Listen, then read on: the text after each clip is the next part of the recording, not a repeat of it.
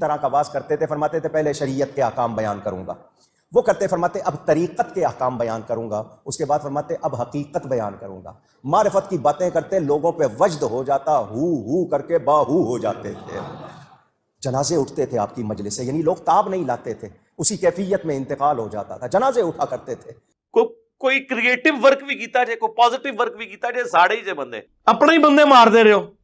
YouTube پہ گستاخانہ videos چڑھانے والے تو کوئی نہیں آپ نے نگاہ مار کے ختم کیا، ان کی ہارڈ ڈسک سے ڈیٹا تو آپ نے کوئی نہیں ڈیلیٹ کروایا۔ حضور غوث پاک رضی اللہ تعالیٰ عنہ فرماتے میں تو قیامت میں بھی اتنی دیر جنت میں نہیں جاؤں گا جب تک سارے مرید نہ ساتھ چلے جائیں۔ فرماتے قیامت کے روز میں اس وقت تک قدم نہیں اٹھاؤں گا جب تک کہ اپنے سارے مریدوں کو داخل جنت نہ کروا لو۔ فرمایا مجھے اپنے رب کے عزت و جلال کی قسم میرا قدم اس وقت تک جنت کو نہیں اٹھے گا جب تک میں اپنے سارے مریدوں کو جنت میں داخل نہ کروا لوں۔ اور دوسری طرف وہ کتنی رکت انگیز حدیث ہے بخاری اور مسلم دونوں میں کہ اللہ کے محبوب صلی اللہ علیہ وآلہ وسلم فرماتے ہیں جب قرآن کی یہ آیات نازل ہوئی نا کہ اے نبی اپنے قریبی رشتہ دار کو آخرت کا رشتہ داروں کو ڈر سنائیے، تو آپ نے پھر ایک ایک رشتہ دار کو بلا کر کہا، آپ نے فرمایا اے نبی کے چچا عباس میرے مال سے جو لینا ہے لے لے، اگر اللہ نے قیامت کے دن تجھے پکڑ لیا میں تیرے کچھ کام نہیں آؤں گا۔ اے نبی کی پھوپھی صفیہ میرے مال سے جو کچھ لینا ہے لے لے، اگر اللہ کے حضور پکڑی گئی تو میں تیرے کچھ کام نہیں آؤں گا۔ اے نبی کی بیٹی فاطمہ میرے مال سے جو لینا ہے لے لے، لیکن آخرت میں اگر اللہ کے حضور پکڑی گئی تو میں تیرے کچھ کام نہیں آؤں گا۔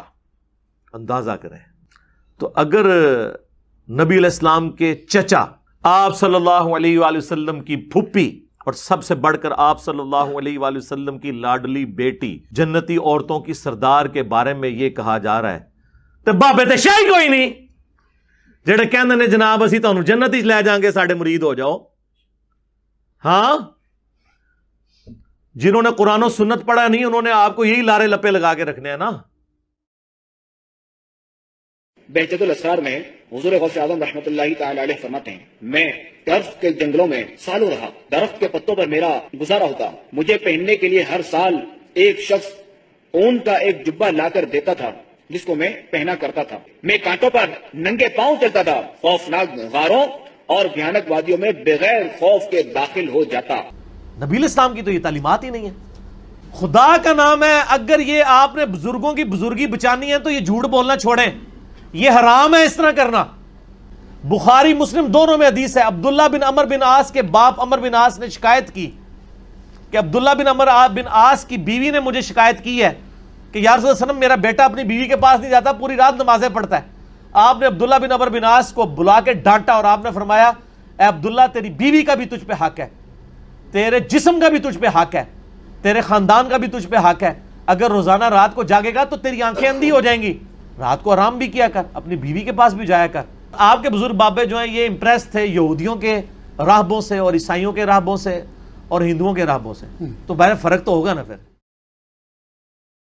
راوی کا قول ہے کہ میں نے خلیفہ کو ایک دن حضرت سیدنا محی الدین شیخ عبد القادر جیلانی قطب ربانی رضی اللہ تعالی عنہ کی خدمت میں دیکھا کہ عرض کر رہا ہے کہ حضور میں آپ سے کوئی کرامت دیکھنا چاہتا ہوں تاکہ میرا دل اطمینان پائے۔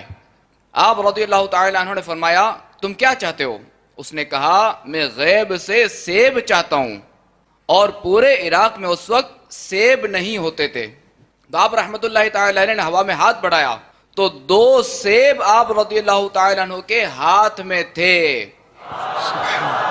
وہ میں نے پہلے بھی عرض کیا کہ اب یہ قیامت تک کوئی بزرگ اس قسم کا کارنامہ نہیں کر سکے گا۔ اس کی وجہ یہ ہے کہ اب میڈیا کا دور ہے، اب جیو نیوز کا دور ہے، اب ARY ایکسپریس، دنیا ٹی وی، BBC، CNN، اس کے سامنے پبلکلی آ کے یہ چیز پروف کرنی ہوگی۔ وہ تو ہر چیز ادھیڑ کے جو ہے وہ سائڈ پہ کر دیں گے، سارا چٹا بٹا کھول کے رکھ دیں گے۔ تو اس حوالے سے یہ سب کی سب چیزیں جھوٹ پہ چل رہی تھی، اس لیے اب آپ کو آج کل کوئی ایسے واقعات نہیں نظر آئیں گے، ورنہ دعویٰ تو ہے نا جی ہر وقت اللہ کے اولیاء سے۔ اب اولیاء بھی ان کے لیے اس قسم کے کرتب دکھانے والے لوگ رہ گئے جی، دنیا خالی نہیں ہوتی تو ہونتے آمن اولیاء سامنے ہونتے ضرورت ہے زیادہ۔ اب تو لوگ قرآن و سنت پڑھ پڑھ کے ان کے بقول گمراہ ہو رہے ہیں، تو اس وقت تو زیادہ ضرورت ہے کہ یہ لوگ سامنے آئے اور کرتب کر کے لوگوں کو دکھائیں، لیکن یہ اب انشاءاللہ نہیں لائیں گے۔ اس قسم کا کوئی کام نہیں کر سکیں گے، کیونکہ ان کے اوپر بہت بڑا میڈیا کا چیک لگ چکا ہے الحمدللہ۔ ماں نے بھیجا، بسم اللہ کریں، قرآن شریف پڑھیں۔ استاد صاحب نے کہا پڑھو بسم اللہ الرحمن الرحیم۔ حضرت نے 14 اور ایک روایت کے مطابق 18 پارے زبانی سنا دیے۔ وہ استاد کہنے لگا یہ بچہ پڑھنے آیا ہے یا پڑھانے آیا ہے؟ ہیں؟ ماں بھیج رہی ہے بسم اللہ کراؤ، اس کو 18 پارے یاد ہیں۔ ادھر بچہ کہہ رہا تھا استاد جی پہلا پڑھا ہوا تو سن لو۔ پیغام بھیجا ماں کے پاس، یہ ماجرا کیا ہے؟ تم نے بھیجا ہے بسم اللہ کے لیے، اس کو 18 پارے یاد ہیں۔ تو ماں کہتی ہے کوئی تعجب کی بات نہیں، مجھے 18 پارے یاد ہیں، جب یہ پیٹ میں تھا میں پڑھتی تھی، اس نے سن کر وہیں یاد کر لی ہے کہ میرے مرشد نے پڑھنا شروع کر دیا، اعوذ باللہ من الشیطان الرجیم بسم اللہ الرحمن الرحیم۔ یہ پڑھنے کے بعد سورۃ الفاتحہ پوری پڑھ لی، اس کے بعد الف لام میم شروع کر دی، اور پوری سورہ بقرہ بھی سنا دی، یہاں تک کہ میرے مرشد پاک نے 5 سال کی عمر میں بغیر کسی ظاہری استاذ کے پاس پڑھے 18 پارے پڑھ کر سنا دیے، اور وہ بھی زبان۔ اس بزرگ نے عرض کی شہزادے اور بھی پڑھیے نا، فرمانے لگے بس مجھے اتنا ہی یاد ہے، میں 18 پارے کا حافظ ہوں، کیونکہ میری ماں کو بھی اتنا ہی یاد تھا۔ جب میں اپنی ماں کے پیٹ میں تھا اس وقت میری ماں جب پڑھا کرتی تھی تو میں نے سن سن کر یاد کر لیا تھا۔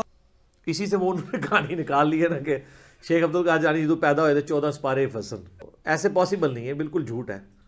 یعنی صحابہ کرام تو صحابہ صبح بچارے بیٹھ کے پورا دن حضور سے تعلیم حاصل کرتے تھے، تو انہوں نے تو قرآن یاد نہیں کیا، اور یہ کہتے ہیں کہ جناب پیدائشی حافظ سن۔ غوث پاک فرماتے 3 سال میں نے کچھ نہیں کھایا پیا۔ 3 سال کے بعد خضر علیہ السلام 2 روغنی روٹیاں، جس کو آپ پراٹھا کہتے ہیں یا شیر مال کہتے ہیں، 2 روغنی روٹیاں اور دودھ کا پیالہ لے کر آئے اور مجھے کہا کہ کھاؤ۔ تو غوث پاک فرماتے ہیں میں نے کہہ دیا میں نے اللہ کے لیے کھانا پینا چھوڑ دیا ہے۔ تو خضر علیہ السلام نے کہا مجھے اللہ ہی نے بھیجا ہے، اللہ ہی نے بھیجا ہے۔ تو غوث پاک نے فرمایا اگر رب نے بھیجا تو وہ کہے گا تو کھاؤں گا۔ غیب سے آواز آتی تھی اے عبد القادر تجھے میرے حق کی قسم کھا، تجھے میرے حق کی قسم دی۔ حضرت خضر کہتے ہیں یہ آج تک زندہ ہے، آج تے چھاڑ دو۔ حضور کے زمانے میں تھے؟ جی تھے۔ تو جب نبی علیہ السلام نے دعوی نبوت کیا تو سب سے پہلے تو خضر کو آ کے ان کی دعوت قبول کرنی چاہیے تھی نا، کیونکہ ہے کہ جب میں تمہیں پیغمبر بنا کے بھیجوں اور کوئی اور پیغمبر آئے تو تم نے اس کو ویلکم کہنا ہے۔ تو حضرت خضر نے کہاں پہ، خضر اردو میں بولتے ہیں لفظ خضر ہے، خضر دوات کے ساتھ۔ یہ کوئی ضعیف روایت دکھائیں کہ حضرت خضر حضور کے پاس آتے ہیں اور کہیں یا رسول اللہ میں آپ پہ ایمان لایا ہوں۔ جبرائیل کا تو آتا ہے انسانی شکل میں آیا ہے، خضر کا کہیں پہ آتا ہے؟ تو جعلی سارا کام بنایا ہوا ہے۔ وہ خضر موسیٰ کے زمانے میں تھا، وہ فرشتہ تھا، پیغمبر تھا، واللہ عالم، وہ ایک واقعہ رپورٹ ہوا، دیٹس آل۔ اچھا خضر بھی ان کا جو ہے نا، ان کا خضر وہ اتنا ہوشیار ہے، حضور کے زمانے میں غائب، غزوہ بدر میں غائب، احد میں غائب، قادسیہ یرموک میں غائب، بعض جا کے بابیانوں پہ ملتا ہے۔ وہ بیسیکلی شیطان ہے جو انسانی شکل میں ان کو ملتا ہے۔ ایک مرتبہ سیدی غوث اعظم رضی اللہ تعالیٰ عنہ اہل بغداد کی نظر سے غائب ہو گئے۔ لوگوں نے معلوم کیا کہ کہاں گئے، دجلہ کی طرف پتہ چلا تشریف لے گئے ہیں۔ تلاش کرتے گئے، دیکھا کہ آپ پانی پر چل رہے ہیں اور مچھلیاں نکل نکل کر آپ کو سلام کر رہی ہیں، قدم چوم رہی ہیں۔ اسی اسنا میں ایک بڑی نفیس جائے نماز دیکھی، ایک تخت سلیمانی کی طرح ہوا میں معلق ہو کر بچھ گئی۔ اتنے میں بہت سے لوگ آ کر جائے نماز کے گرد جمع ہو گئے۔ ظہر کا وقت تھا، تکبیر ہوئی، حضور امام ہوئے، نماز قائم ہوئی۔ جب آپ تکبیر کہتے تو حاملان عرش اٹھانے والے فرشتے آپ کے ساتھ تکبیر کہتے۔ جب آپ تسبیح پڑھتے تو 7 آسمان کے فرشتے آپ کے ساتھ تسبیح پڑھتے، اور جب سمع اللہ لمن حمدہ کہتے تو آپ کے لبوں سے سبز رنگ کا نور نکل کر آسمان کی طرف جاتا۔ کہانیاں اتنی بڑی کہانی ہے۔ اور میرے بھائیوں میں نے آپ لوگوں کو کئی بار بتایا کہ حضرت معاویہ رضی اللہ تعالیٰ عنہ جب حضرت عمر کے دور میں گورنر بنے تو رومن امپائر کے ساتھ جنگیں جاری رہتی تھیں، تو وہ سمندروں میں ان کی بہت بڑی یعنی آرمی موجود تھی، بڑے بڑے بحری جہاز تھے۔ تو حضرت معاویہ نے حضرت عمر کو خط لکھا کہ آپ مجھے اجازت دیں میں بھی ایک بحری بیڑا تیار کروں. تو حضرت عمر نے کہا بھئی میں تمہیں اجازت دیں, میں یعنی اپنے ساتھیوں کی لائف سٹیک پہ لگا کے, رسک پہ لگا کے میں بحری بیڑا بنانے کی اجازت نہیں دوں گا. یعنی صحابہ کرام کے تو کہیں دماغ میں نہیں سن کہ بابے سمندر تو ٹور بھی لیندے نے. احمد انہوں نے دسنا چاہ رہے ہیں کہ کتنی بڑی کہانی ہے.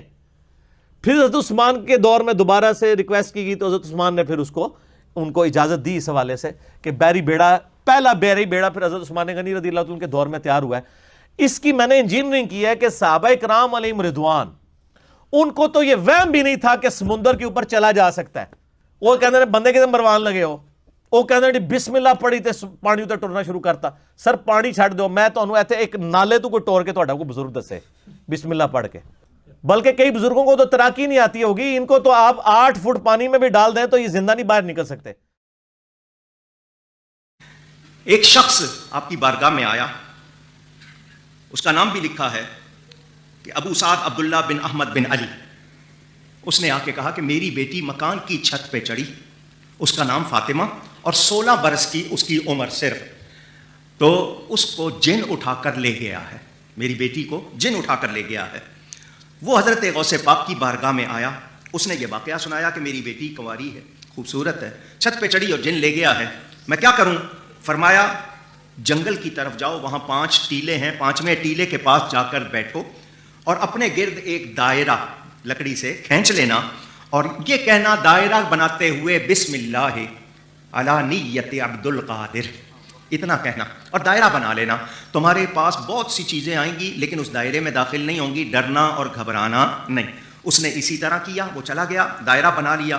جنوں کے گروہ آئے اس کے پاس, بڑی بڑی شکلیں بنا کر آئے, مگر وہ غوث پاک کی بات پر یقین کرتے ہوئے اسی طرح بیٹھا رہا. فرمایا بادشاہ آئے گا جنوں کا تمہارے پاس. رات کو آتے رہے دوسرے, صبح جنوں کا بادشاہ آیا اس کے پاس ایک لشکر کے ساتھ, اور وہ دائرے میں داخل نہیں ہوا. اس کے پاس آ کے پوچھا کیسے بیٹھے ہو؟ اس نے کہا مجھے غوث پاک نے بھیجا ہے, حضرت سیدنا شیخ عبد القادر جیلانی نے بھیجا ہے. اتنا کہا تو بادشاہ اس شخص کے پاس آ کے زمین پر بیٹھ گیا اور کہنے لگا تمہاری کیا حاجت ہے؟ اس نے ساری بات سنائی. تو اس نے اپنے ساتھیوں سے کہا یہ کام کس نے کیا ہے؟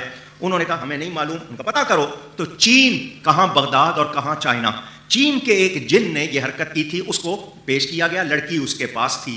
وہ جب آیا تو بادشاہ نے, جنوں کے بادشاہ نے اس سے پوچھا تجھے کس چیز نے اس پر برانگیختہ کیا, اکسایا تجھے کہ تو غوث پاک کے علاقے سے لڑکی اٹھا کے لے جائے؟ تیری اتنی جرأت کیسے ہوئی؟ اس نے حکم دیا اس کی گردن اڑا دی جائے. اس کی گردن اڑا دی گئی, بیٹی اس کے حوالے کر دی. تو میں نے اس بادشاہ سے کہا تم غوث پاک کا اتنا کہنا مانتے ہو, ان کے نام کا اتنا اثر؟ تو اس نے کہا وہ جس طرح اللہ کی عطا سے بغداد میں بیٹھے ہیں وہ پوری کائنات میں تصرف کرتے ہیں. جنوں انسانوں پر ان کو اختیار دیا گیا ہے, ہم ان کی نافرمانی کر سکتے نہیں. رات کے سناٹے میں خوفناک جنات میرے حصار کے باہر گزرتے رہے. جنات کی شکلیں اس قدر ہیبت ناک تھی کہ مجھ سے دیکھی نہ جاتی تھی. سحری کے وقت جنات کا بادشاہ گھوڑے پر سوار آیا, اس کے ارد گرد بھی جنات کا ہجوم تھا.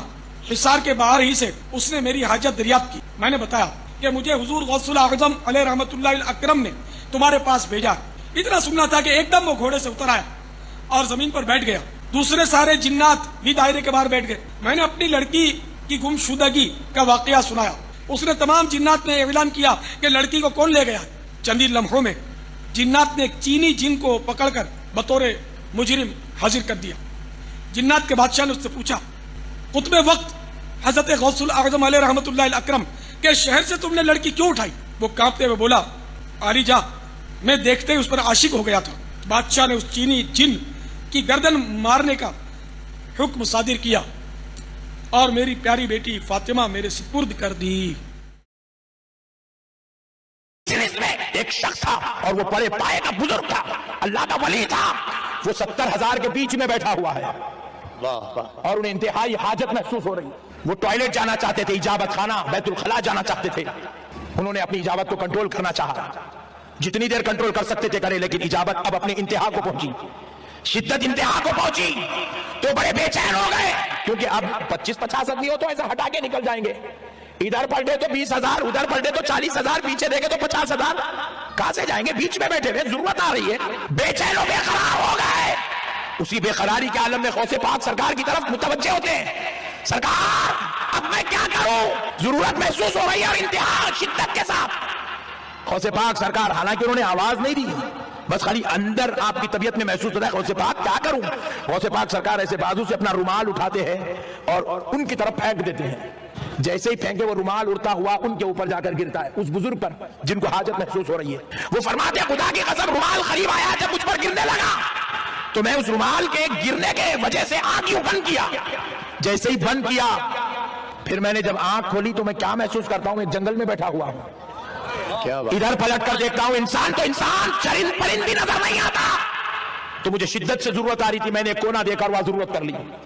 ضرورت سے فارغ ہوا، پھر ایک جگہ گیا، پانی ملا، وہاں سے وضو بھی کر لیا. وضو کر کے پھر میں نے سوچا کہ میں کہاں ہوں؟ غوث پاک کی مجلس میں تھا، یہاں کہاں گا؟ ابھی خیال کر ہی رہا ہوں، چہرے پہ سے رومال ہٹایا تو پھر غوث پاک کی مجلس میں بیٹھا ہوا. دیکھیں یہ اب سائنٹیفک دور ہے، ادھر آپ نے ایشوز کو پیش کرنا ہے تو آپ نے ایک بکش فارم میں پیش کرنا ہے کہ ہاں یہ اس طرح نہیں اس طرح ہے. اور میں آپ کو بتاؤں یہ جو معجزات اور کرامات کو ہم مانتے ہیں لیکن یہ کسی کے اختیار میں نہیں ہے الا ایک انبیاء کے ساتھ معجزات اٹیچ ہیں. کرامت اللہ تعالیٰ جس کے اوپر ظاہر کرتے ہیں. یہ جس طرح سپر مین اور ٹارزن بنا کے پیش کرتے ہیں نا بزرگوں کو، تو چونکہ ان کے دعوے ہیں نا تو کر کے بتائیں. ایک اور جگہ فرماتے ہیں اگر میرا مرید مشرق میں ہو اور میں مغرب میں ہوں اور اس کا ستر کھل جائے تو میں وہیں سے ہاتھ بڑھا کر اس کا ستر ڈھانک دوں. مزید میرے غوث پاک رحمت اللہ تعالی علیہ فرماتے ہیں اگر میرا مرید مشرق میں ہو اور میں مغرب میں ہوں اور اس کا پردہ کھلے میں ڈھانک دوں. اور اگر میرے مرید کا ستر مشرق میں کھل جائے اور میں مغرب میں ہوں تو میں اس کو چھپانے والا ہوں. غوث پاک فرماتے ہیں کہ اگر میرا مرید مشرق میں ہو اور میں مغرب میں ہوں، وہاں اس کا پردہ عفت گر رہا ہو، رب نے مجھے وہ طاقت و تصرف عطا فرمایا ہوا ہے، وہ طاقت عطا فرمائی ہوئی ہے کہ میں اس کے گرتے ہوئے پردہ عفت کو سنبھالنے کے لیے حاضر ہو جاتا ہوں. تو سر اے کوڑا تے مدان کیڑا سچا قادری آ جائے سامنے. سچا قادری سارے سچے قادری جڑے نا انڈرویئر پا لو، توتیاں پا لو، اس تو بعد میڈیا دے سامنے آ کے اپنے بزرگاں دی بزرگی دے فن دا مظاہرہ کرو. ایٹ لیسٹ وہ تو کم از کم کرے نا. جن کے لاکھوں مرید ہیں وہ تو سچے قادری ہیں نا، جو خود قادری سلسلہ پہ کہتے ہیں کہ ہمارے ذریعے سے بیعت ہو رہے ہیں. ان کا تو اگر ایک بندے کا ستر کھلنے سے اگر پورا پاکستان ان کے اس میں آتا ہے اور دوزخ میں جانے سے بچتا ہے تو سر قربانی دے دیں، کیا فرق پڑتا ہے؟ سب کہانی ہے، جھوٹ ہے. میرا یہ قدم تمام اولیاء کی گردن پر ہے. جناب حضرت غوث ثقلین کا یہ کلام قدمی عازی علی رقبۃ کل ولی اللہ، میرا یہ قدم اللہ کے سارے ولیوں کی گردنوں پر ہے. غوث اعظم شیخ عبد القادر جیلانی، ان کا قدم سب ولیوں کی گردن پر. سر یہ جو جملہ ہے نا کہ تمام اولیاء کی گردن پہ میرا پاؤں ہے، یہ کوئی مسلمان نہیں بول سکتا. ولی تو چھوڑ دیں، یہ شیخ عبد القادر جیلانی پہ جھوٹ باندھا گیا. انہوں نے نہیں کہا یہ اللہ کا نیک بندہ تو ہر وقت ڈرتا رہتا ہے. وہ یہ فرعونی الفاظ یہ تو فرعون بولے گا کہ میرا لوگوں کے گردن پہ پاؤں ہے. کیا حضرت ابوبکر صدیق نے کہیں بولا ہے یہ کہ تمام صحابہ کی گردن پہ میرا پاؤں ہے؟ صحابہ کے سردار کون ہیں؟ ابوبکر صدیق. یہ کہتے ہیں عبد القادر جیلانی اولیاء اللہ کے سردار ہیں. اگر وہ سردار ہیں تو اس قسم کا فرعونی جملہ بولیں گے کہ اولیاء کی گردن پہ میرا پاؤں ہے؟ استغفر اللہ. یہ جملہ بولتے ہی بندہ اپنے ایمان کی فکر کرے. یہ سب کا سب فراڈ ہے.